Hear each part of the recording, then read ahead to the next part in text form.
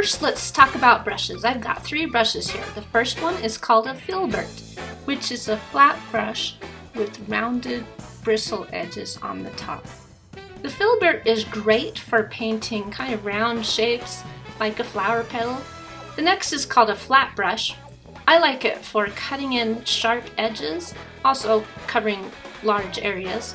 The last brush is a round brush. You can see it's round in shape. It can fill in areas, but mostly round brushes can paint lines of various sizes.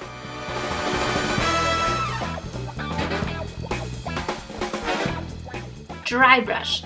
Put paint on one side of the brush and put the paint up. So you're putting mostly dry bristles and you brush back and forth and you'll pick up the texture of the paper.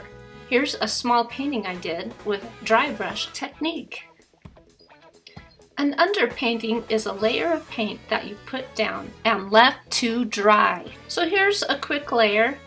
With the paint dry, I can then add any sort of details I want, texture, you name it. You can add it on top of your underpainting.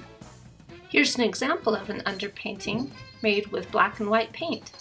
Then color can be added in layers. Using a paintbrush to press on paint is another technique. Using different brushes will change what kind of shape you press on.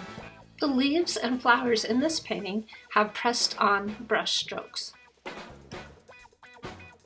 Cutting in is for when you have a sharp edge that you need to paint along.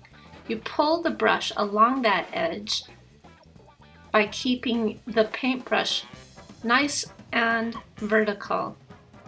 Then pull the paint away from that cut-in edge. Loading the brush with more than one color is a technique for blending.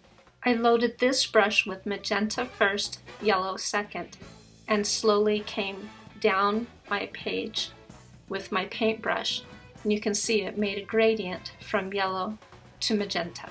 Blending with tempera paint is difficult because it dries so quickly, so working quickly becomes important when blending 2 colors.